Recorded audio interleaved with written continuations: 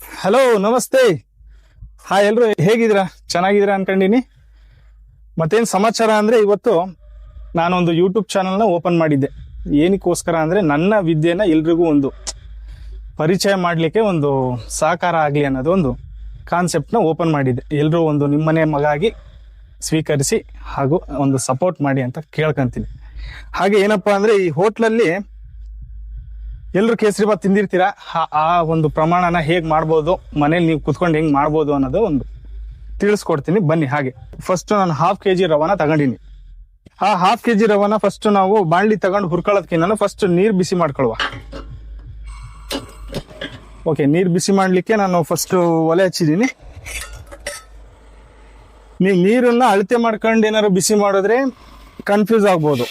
ಅದ್ರ ಬದಲು ನೀವು ಫಸ್ಟ್ ನೀರ್ ಬಿಸಿ ಮಾಡ್ಕೊಳ್ಳಿ, ಆಮೇಲೆ ಹೇಳ್ಕೊಡ್ತೀನಿ. ಓಕೆ, ನೀರ್ ಬಿಸಿ ಇಟ್ಟಿನಿ ನೋಡಿ ಸ್ನೇಹಿತರೆ. ಮತ್ತೆ ನೀರ್ ಬಿಸಿ ಆಗ್ತಾ ಇದೆ ಈಗ. ಅದ್ರ ಜೊತೆಗೆ ಫಸ್ಟ್ ನಾವು ಬಾಣ್ಲಿ ಇಟ್ಕೊಂಡು ರವೆ ಹುರ್ಕೊಳ್ಳುವ. ನಾನು ನಿಮಗೆ ಹೇಳ್ದಂಗೆ ½ kg ರವಾನ ನಾನು ತಗೊಂತ ಇದೀನಿ ಅಂತ ಹೇಳ್ದೆ ಅಲ್ವಾ. ಆ ½ kgಗೆ ಒಂದು 400 ಗ್ರಾಮ್ ಅಷ್ಟು ಸಕ್ಕರೆ ಹಾಕಿ ಗುರುಗಳೇ. ಯಾಕೆಂದ್ರೆ ನಿಮ್ಮ ಕಂಫರ್ಟಬಲಿಗೆ ಎಷ್ಟು ಸಾಧ್ಯನೋ ಅಷ್ಟು ಕಮ್ಮಿ ಇಟ್ಕೊಳ್ಳಿ. ಈಗಿನ ಜನ್ರೇಷನ್ಗೆ ನಾನು ಹೇಳೋಂಥ ಒಂದು ಸಜೆಷನ್. ಹಾಗೆ ನಮ್ಮ ½ kg ರವೆಗೆ ಒಂದು 300 ml ನ ಆಯಿಲ್ ಯೂಸ್ ಮಾಡೋಣ. ಎಣ್ಣೆ ಬಿಸಿ ಆಗ್ತಾ ಇದೆ. ತಮ್ಮೆಲ್ಲರೂ ಮನೇಲಿ ಮಾಡ್ಕೊಳ್ಳೋ ಸ್ಟೈಲಲ್ಲಿ ಇದೊಂಥರ ವೆರೈಟಿ ಸ್ಟೈಲ್ ಅನ್ಕೊಂಡು ನಾನು ಅದನ್ನ ನಿಮಗೆ ಪರಿಚಯ ಮಾಡ್ಕೊಡ್ತೀನಿ. ಈಗ ಹೋಟ್ಲಲ್ಲಿ ನಾವು ಮಾಡೋದು ಹೇಗೆ ಅನ್ನೋದು ನಿಮಗೆ ಹೇಳ್ಕೊಡ್ತೀನಿ. ರವೆ ತಗೊಳ್ಳೋಣ. ಎಣ್ಣೆ ಒಂದು ಸ್ವಲ್ಪ ಬಿಸಿ ಆದ್ಮೇಲೆ ನಾವು ರವೆ ಹಾಕಿದ್ರೆ ಉತ್ತಮ ಅನ್ಕೊಂಡಿನಿ. ಫ್ಲೇಮ್ನ ಒಂಚೂರು ಕಮ್ಮಿ ಇಟ್ಕೊಳ್ಳಿ. ಹಾಗೆ ರವೆ ಹಾಕೊಳ್ಳೋಣ.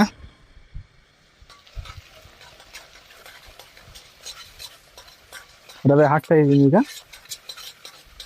ನೋಡ್ಬೋದು ನೀವು, ಒಂದು ಸ್ವಲ್ಪ ಫ್ಲೇಮ್ನ ಕಮ್ಮಿ ಇಟ್ಟಿದ್ದಕ್ಕೆ ಈಗ ಆಯಿಲ್ ಬಂದು ನೀಟಾಗಿ ರೋಸ್ಟ್ ಆಗ್ತಾ ಇದೆ. ರವೆನ ನೀಟಾಗಿ ಹುರಿದಷ್ಟು ಚೆನ್ನಾಗಿ ಬರುತ್ತೆ. ಒಂದು ಸ್ವಲ್ಪ ಕಂದು ಬಣ್ಣಕ್ಕೆ ಬರೋವರೆಗೂ ರೋಸ್ಟ್ ಮಾಡ್ಕೋಬೇಕು. ಚಿಟಿ ಚಿಟಿ ಅಂತ ಇದ್ರೆ ಅದಕ್ಕೊಂದು ಆ್ಯಡ್ ಮಾಡ್ಕೊಳ್ಳೋಣ ಲವಂಗ. ಆ ಲವಂಗನ ನಾವು ಒಂದು 4-5 ಮೊಗ್ನ ಆ್ಯಡ್ ಮಾಡ್ಕೊಳ್ಳೋಣ. ಓಕೆ, ಹಾಗೆ ಇದೊಂದು ಸ್ವಲ್ಪ ಸ್ಲೋ ಮಾಡೋಣ. ನೀರು ಕುದೀತಾ ಇದೆ. ಹಾಗೆ ಮತ್ತೇನು ಆ್ಯಡ್ ಮಾಡ್ಕೋಬೋದು ಅಂದರೆ, ಫಸ್ಟ್ ಗೋಡಂಬಿ ಆ್ಯಡ್ ಮಾಡ್ಕೊಳ್ಳಿ. ನೋಡಿ ಸ್ನೇಹಿತರೆ, ಗೋಡಂಬಿ ಆ್ಯಡ್ ಮಾಡ್ತೇನೆ. ಈ ಗೋಡಂಬಿನ ಅರ್ಧಕ್ಕೆ ಆ್ಯಡ್ ಮಾಡ್ಕೊಂಡ್ರೆ ಏನಾಗುತ್ತೆ ಅಂದ್ರೆ ನೀಟಾಗಿ ಒಂದು ಕಂದು ಬಣ್ಣಕ್ಕೆ ತಿರುಗುತ್ತೆ. ಗೋಡಂಬಿ ಆಗ್ಲಿ ದ್ರಾಕ್ಷಿ ಆಗ್ಲಿ ಬೇರೆ ಆಯಿಲಲ್ಲಿ ಫ್ರೈ ಮಾಡ್ಕೊಂಡು ಇದಕ್ಕೆ ಹಾಕುವಂತ ವ್ಯವಸ್ಥೆ ನೀವು ಮಾಡ್ಕೊಂಡಿದ್ರಿ ಮನೇಲಿ ಯೂಶಲಿ. ಅದನ್ನೆಲ್ಲ ನಾನೇನ್ ಮಾಡ್ತೀನಿ ಅಂದ್ರೆ, ಡೈರೆಕ್ಟ್ ಇದು ಅರ್ಧ ಏನಾದ್ರು ರವೆ ರೋಸ್ಟ್ ಆದಾಗ್ಲೇ ಈ ಒಂದು ದ್ರಾಕ್ಷಿನ ಆ್ಯಡ್ ಮಾಡೋದೋದ್ರೆ ಇದು ನಮಗೊಂದು ಅಳತಿ ಕೊಡುತ್ತೆ ಗೌಡ್ರೆ. ನೋಡಿ ಸ್ನೇಹಿತರೆ, ಇದನ್ನ 70% ಹಿಂಗ್ ರೋಸ್ಟ್ ಮಾಡ್ಕೊಳ್ಳಿ. ನೋಡಿ ಈಗ ದ್ರಾಕ್ಷಿ ಬಂದು ಎಲ್ಲ ಊದ್ಕೊಳ್ತಾ ಇದೆ. ಹಂಗಿದ್ಮೇಲೆ ರವೆ ಕಂಪ್ಲೀಟ್ ಆಗಿದೆ, ಹುರಿದಾಗಿದೆ ಅಂತ ಅರ್ಥ. ನೋಡ್ತಾ ಇರಲ್ಲ. ಹಾಗೆ ಮನೇಲಿ ಒಂದ್ಸರಿ ಟ್ರೈ ಮಾಡಿ, ತುಂಬಾ ಇಷ್ಟ ಆಗಿರುತ್ತೆ ನಿಮಗೆ. ಎಲ್ರು ಕೇಸರಿ ಕಲರ್ ಆಡ್ ಮಾಡ್ತಿರಲ್ವಾ. ಈಗೆಲ್ಲ ನಮ್ ಗೌರ್ಮೆಂಟ್ ಬಂದು ಎಲ್ಲಾನು ಕಲರ್ ಬ್ಯಾನ್ ಮಾಡಿದೆ. ಅದು ನಮ್ಮ ಒಳ್ಳೇದಕ್ಕೆ ಅನ್ಕೊಂಡಿನಿ. ಅದನ್ನೆಲ್ಲ ನೀವು ಯೂಸ್ ಮಾಡಬೇಡಿ, ನಾನು ಯೂಸ್ ಮಾಡಲ್ಲ. ಹಾಗಾಗಿ ನಾನು ಏನ್ ಮಾಡ್ತೀನಿ, ಸ್ಪೆಷಲ್ ಆಗಿ ಒಂದು ಬೀಟ್ರೋಟ್ ನ ತಗೊಂಡಿನಿ. ಈ ಬೀಟ್ರೋಟ್ ನ ಹೆಲ್ದಿ ಆಗ್ಲೂ ಆಯ್ತು, ಒಂದು ಫ್ಲೇವರು ಆಯ್ತು, ಒಂದು ಕಲರು ಆಯ್ತು. ಇದನ್ನ ಈಗ ಆಫ್ ಮಾಡ್ಕೊಳ್ಳೋಣ. ಈಗ ಬಂದು ನಾವು ಒಂದು ಬೀಟ್ರೋಟ್ ನ ತುರ್ಕೊಳ್ಳೋಣ.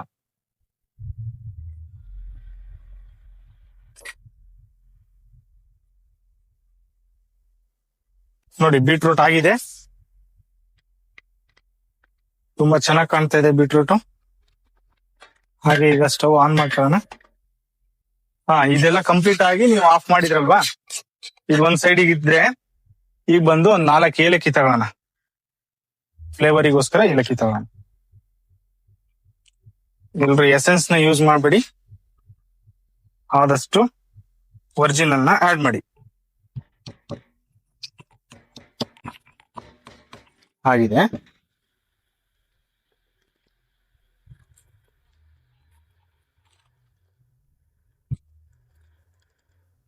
ಈ ಕಂಪ್ಲೀಟ್ ರವೆ ಹುರಿದಾಗಿದೆ. ಇದನ್ನ ಫಸ್ಟ್ ಈಗ ಆನ್ ಮಾಡ್ಕೊಳ್ಳೋಣ. ಓಕೆ, ಇದನ್ನ ಮತ್ತೊಂದ್ಸರಿ ಒಂದ್ ಸ್ವಲ್ಪ ಹಂಗೆ ಫ್ಲೇಮ್ ಮಾಡ್ಕೊಂಡು ಹುರ್ಕೊಳ್ಳೋಣ. ಎಲ್ಲ ಕಂಪ್ಲೀಟ್ ಆಗಿದೆ. ಈಗ ಇದನ್ನೊಂದ್ ಸ್ವಲ್ಪ ಕಾವಲ್ಲೇ ಇಟ್ಕೊಂಡು ಹುರ್ಕೊಳ್ಳಿ. ಲಾಸ್ಟ್ ಟೈಮು ಸ್ವಲ್ಪ ಮೀಡಿಯಂ ಕಾವಿರ್ಲಿ. ಆಕ್ಚುಲಿ ಏನಪ್ಪಾ ಅಂದ್ರೆ ರವೆ ಏಲಕ್ಕಿ ಫ್ಲೇವರ್ ಅಂತೂ ನೆಕ್ಸ್ಟ್ ಲೆವೆಲ್. ಇದು ರವೆ ಹುರಿದಾಗಿದೆ, ಕಂಪ್ಲೀಟ್ ಆಗಿದೆ. ನಾನು ನೀರನ್ನ ಬಾಯ್ಲ್ಡ್ ಮಾಡಿ ಇಟ್ಕೊಂಡಿನಿ. ಇದನ್ನ ನಾನು ಕಣ್ಣು ಅಳತೆಲಿ ಹಾಕ್ತಾ ಇದ್ದೀನಿ. ಬಟ್ ನೀವೇನ್ ಮಾಡ್ಬೇಕು, ಒಂದು ಲೋಟದಲ್ಲಿ ಅಳತೆ ಮಾಡ್ಕೊಂಡು ಹಾಕಿ. 1 ಲೋಟ ರವೆಗೆ 2.5 ಲೋಟ ನೀರ್ ಹಾಕಿ. ಓಕೆ,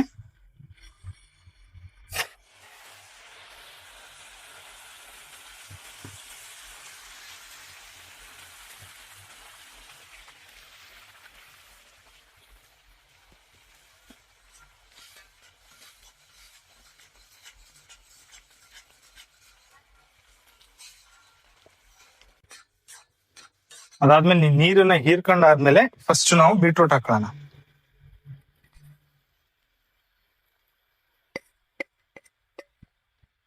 ಇದೇ ನಮ್ ಕೇಸರಿ ಬಾತಿಗೆ ಸ್ಪೆಷಲ್. ನೋಡಿ ಎಷ್ಟು ಚೆನ್ನಾಗಿ ಕಾಣ್ತಿದೆ ಅಂದ್ರೆ ನೆಕ್ಸ್ಟ್ ಲೆವೆಲ್ ಕೇಸರಿ ಬಾತ್.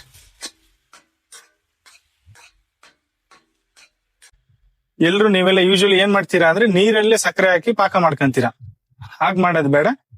ಇದು ನಿಮ್ ಕಣ್ಣಳತೆಗೆ ಸಾಕಾಗಿದೆ ಅನ್ಕೊಂಡಿನಿ. ನಮ್ದೇ ಒಂದು ಸ್ಪೆಷಲ್ ರೆಸಿಪಿ ನಾನು ಹೇಳಬೇಕು ಅಂತ ಹೇಳಿದ್ನಲ್ಲ, ಅದೇನ್ ಸ್ಪೆಷಲ್ ಅಂದ್ರೆ ಇದೆಲ್ಲ ಕಂಪ್ಲೀಟ್ ಆದ್ಮೇಲೆ ಸಕ್ಕರೆ ಹಾಕುವ. ಆ ಸಕ್ಕರೆ ಏನ್ ಹಾಕ್ಬೇಕು, ಮೇಲಿಂದನೇ ರವೆ ಆಗಿರೋ ಕಂಪ್ಲೀಟ್ ಮೇಲೇನೆ ರವೆ ಸಕ್ಕರೆ ಹಾಕಿ.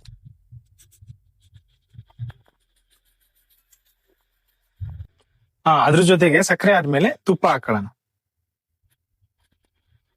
ತುಪ್ಪನ ಹಾಕ್ತಾ ಇದ್ವಿ.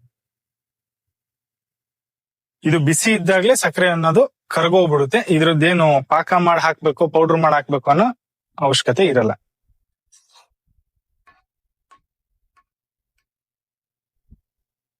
ಒಳ್ಳೆ ಫ್ಲೇವರ್ ಬರ್ತಾ ಇದೆ, ಘಮ ಘಮ ಘಮ ಅಂತ.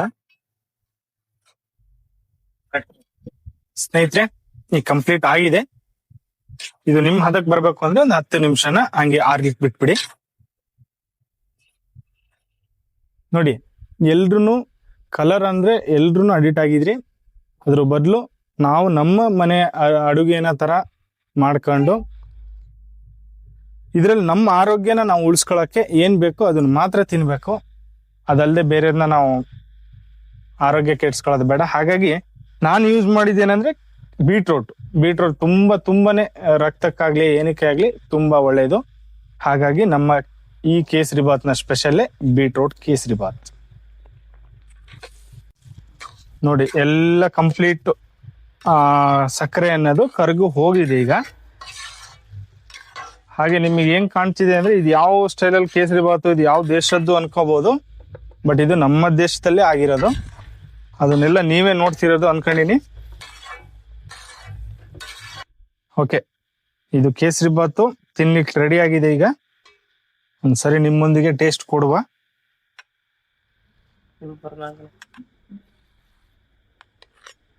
ಎಲ್ರು ಹೋಟ್ಲಿಗೆ ಹೋಗಿ ಕೇಸರಿ ಬಾತ್ ತಿನ್ನೋ ಬದಲು ನಿಮ್ ಮನೇಲೆ ನಿಮ್ ಕೈಯಿಂದಾನೇ ಮಾಡಿರೋಂಥ ಕೇಸರಿ ಬಾತ್ ಹೋಟ್ಲವ್ರು ಬಂದು ತಿನ್ಬೇಕು. ಆ ರೀತಿ ಇರುತ್ತೆ.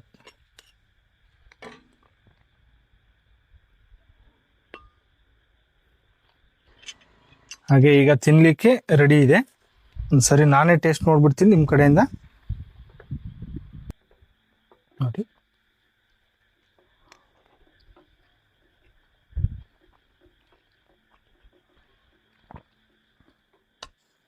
ಬೆಸ್ಟ್ ಅನ್ಬೋದು. ಎಲ್ಲರೂ ಮಾಡಿ ನಿಮ್ಮ ಟೇಸ್ಟ್ನ ಎಲ್ರಿಗೂ ಹೇಳಿ. ನಿಮ್ಮ ಮನೆಯ ಮಗನಾದ ಸೋಮ್ಸ್ ಕಿಚನ್ ಅಡ್ಡ ಒಂದು ಯೂಟ್ಯೂಬ್ ಚಾನಲ್ನ ಸಬ್ಸ್ಕ್ರೈಬ್ ಮಾಡಿ, ಸಪೋರ್ಟ್ ಮಾಡಿ. ತಮ್ಮೆಲ್ಲರ ಆಶೀರ್ವಾದ ನನ್ನ ಮೇಲಿದೆ. Thank you.